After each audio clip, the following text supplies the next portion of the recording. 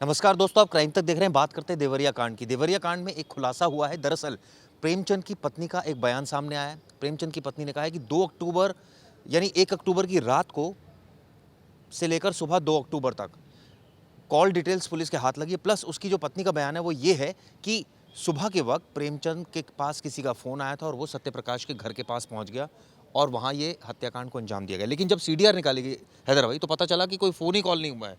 तो यानी कि पत्नी ने ऐसा बयान क्यों दिया? देखिए ये शुरू से सत्याकांड में कहा जा रहा था कि जो शुरुआत हुई वो जो जहाँ 5 लोगों की हत्याएं हुई उन्होंने फ़ोन करके बुलाया। देखिए आप इसका सूत्र देखिए शुरू से। तो ये बताया गया कि फ़ोन करके बुलाया गया और बुला करके फिर घर में मार डाला गया। तो ये बयान ज़ाहिर सी बात है बड़ा संवेदनशील था और पुलिस के लिए भी बड़ा एक इन्वेस्टिगेशन का मैटर था कि भाई बुलाया गया तो इसका मतलब पुलिस इंटेंशन देखना चाहती थी। क्या इंटेंशन यही था कि बुला के हत्या करना था? तो ये इंटेंशन यहाँ पे क्लियर हो जाता है कि प्री प्लान्ड पहला वाला जो मर्डर हुआ था वो प्री प्लान्ड नहीं था, वो किसी फिट ऑफ रेज में हुआ।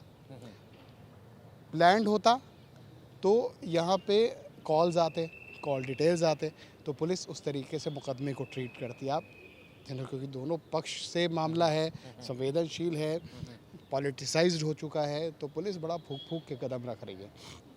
ये जैसा कहा गया कि प्लान किया गया, प्लान करके बुलाया गया, बुला के घर में मार डाला गया। तो उसके बाद इन्होंने बदला लेने की नीयत से जो यादव परिवार है उन्होंने हमला कर दिया। अब जब ये बात सामने आई है कि कोई कॉल ही नहीं हुई, कोई कॉल करके बुलाया ही नहीं गया, तो इसका मतलब ये है कि ये अचानक से किसी बात को लेकर झगड़ा शुरू हुआ और मृतक क्या ये बात साफ हो गई हैदर भाई कि वो खुद गए थे या उनको बुलाया गया? अगर फ़ोन कॉल नहीं किया गया तो वो वहाँ कैसे पहुँच गए? किसके कहने पर पहुँच गए प्रेमचंद वहाँ? देखिए बहुत सी चीज़ें होती हैं, जैसे शहरों में फ़ोन कॉल होते हैं, ऐसा गांव में नहीं हुआ। गांव में ज़्यादातर होता है माउथ टू माउथ कम्युनिकेशन होता है। ठीक है। वहाँ पे अमूमन लोग एक दूसरे को बताते हैं, जैसे कि मान लीजिए इनको बताया कि भाई वो तुम्हें बुलावत है, यानी आपको बुला रहे हैं वहाँ पे किसी उस ज़मीन पे बात करने के लिए। तो आदमी वहाँ पे पहुँच गया। अब उसमें कॉल डिटेल्स तो सामने नहीं आई है, या किसी ने माउथ टू माउथ कम्युनिकेशन किया, बुलाया। लेकिन हैदर भाई ये भी तो साफ नहीं है ना कि मारने वाले सत्यप्रकाश और उसके परिवार के लोग थे। कौन ऐसा कोई विटनेस आया है? कोई ऐसा आई विटनेस है जिसने कहा हो कि उन्होंने मारा है? ये तो एक बॉडी मिल रही है प्रेमचंद की और ये प्रिज्यूम किया जा रहा है कि सत्यप्रकाश के घर के पास मिली तो उन्होंने मारा है। देखिए ज़ाहिर है कि इसमें चश्मदीद ज़रूर होंगे पुलिस के पास, अभी सामने ना आ रहे हों या किसी डर की वजह से या दो परिवारों की रंजिश की वजह से ना आ रहे हों। गांव में ये सारी चीज़ें फौजदारी करने से लोग डरते हैं केसेस से, और इस तरह के ख़ासकर हाईलाइटेड केसेस से। तो चश्मदीद ज़रूर होंगे, चूँकि एक हत्याकांड हुआ है, मर्डर हुआ है, और ये फैक्ट है कि अभी तक की जो इन्वेस्टिगेशन है उसमें इनके अलावा जो ब्राह्मण्स फैमिली है उनके अलावा किसी के ऊपर शक जाने जैसी बात नहीं आ रही है। तो प्राइमा फेसी यही है। और उसके बाद जब ये शोर मचा गांव में कि मार डाला हत्या कर दी, तो उसके बाद इनके घर से फिर बहुत सारे लोग, दर्जनों लोग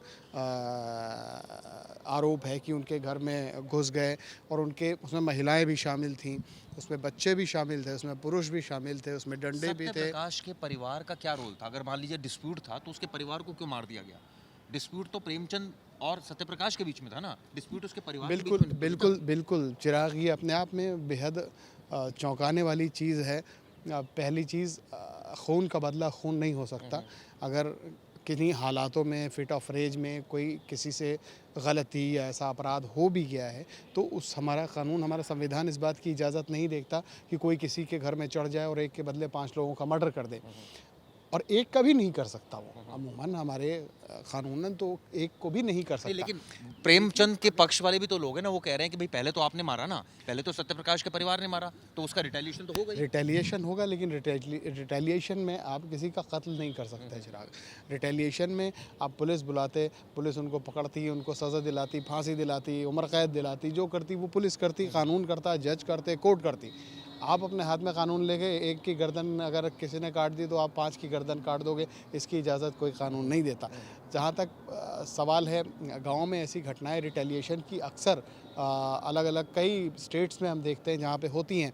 कोई झगड़ा हुआ गाँव, खासकर गाँव में ऐसी घटनाएं ज़्यादा होती हैं जिसमें बदले की नीयत से कार्रवाई की जाती है। इसमें हैदर भाई जिस तरह से पूरा मामला प्रकाश में आया, सरकारी ज़मीन पर प्रेमचंद यादव ने इतना बड़ा मकान बना लिया, ये क्लेम किया गया सत्यप्रकाश की तरफ से ये तो मेरे भाई की ज़मीन थी, वो ज़मीन इसने ले ली प्रेमचंद यादव ने अपने जो है वो दबंगई से। उसके बाद वहाँ ये इतना बड़ा महल क्रिएट हो गया। अब सरकार कहती है नहीं जी ये तो हमारी ज़मीन थी, ये तो सत्यप्रकाश की भी नहीं थी, ना उसके भाई की थी, ना प्रेमचंद की थी, तो हमारी ज़मीन थी। ये कब्जे वाली बात और इतना बड़ा मकान खड़ा हो गया, तब सो रही थी क्या सरकार पूरी? बिल्कुल, अगर ऐसा ही था या ग्राम समाज की ज़मीन थी या बंजर में दर्ज थी, तो उस पे अगर किसी ने मकान बनाया, किसी ने कब्ज़ा किया, तो एक दिन में तो नहीं बनाया होगा, उसकी शिकायतें गई होंगी। ज़ाहिर-सी बात है कि जो फैमिली है जिसके घर के 5 लोगों का मर्डर किया गया, वो ज़ाहिर है कि उन्होंने भी अपनी शिकायतें दी होंगी, लेखपाल को दी होगी, एसडीएम को दी होगी, वहाँ के तहसीलदार को दी होगी, लेकिन पुलिस ने तब उस पे गौर नहीं किया। और चिराग, मैं आपको बता दूं, चूँकि मैं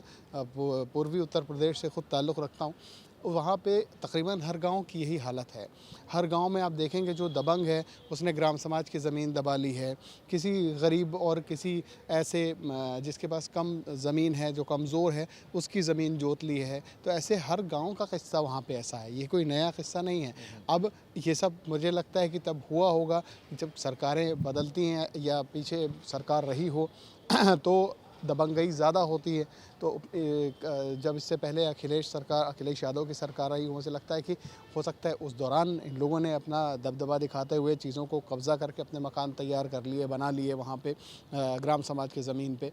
तो ये तो हर गांव की कहानी है, एक जगह का निकल के आया है तो आपके सामने आ गया है। आप जाके सर्वे कर लीजिए, देख लीजिए, जहाँ भी जो दबंग है, ताकतवर है, उसने अपने पाँव उसमें दबा रखे हैं और ज़मीन दब रखी है, जोत रहे हैं, घर बना रखे हैं। बिल्कुल सही कहा हैदर भाई ने। और ये स्थिति उत्तर प्रदेश के कई जगहों की है, चाहे वो पूर्वी उत्तर प्रदेश की बात करें, पश्चिमी उत्तर प्रदेश की बात करें, तमाम जगहों पर यही हालात हैं। ऐसे में सरकार को सख्त होना पड़ेगा, इस तरह की जो ज़मीन घेरते हैं उनके खिलाफ सख्त एक्शन लिया जाए। हालांकि देवरिया कांड में कई खुलासे हो रहे हैं और जिस तरह से पत्नी का बयान सामने आ गया उससे गुत्थी काफ़ी कुछ उलझ गई है। जब फ़ोन ही नहीं किया गया तो फिर वो कैसे वहाँ पहुँच गए? वहाँ पहुँच गए तो सत्यप्रकाश के परिवार ने मारा, तो क्या सबूत है? उसके बाद सत्यप्रकाश के परिवार को तो मारा, नवनाथ अरेस्ट हुआ है, कई और लोग अरेस्ट हुए हैं, दूसरी तरफ से भी काफ़ी लोग अरेस्ट हुए हैं। तो देखना होगा कि इस मामले में सच कब तक सामने आ पाता है। ये वीडियो कैसी लगी ज़रूर बताएं।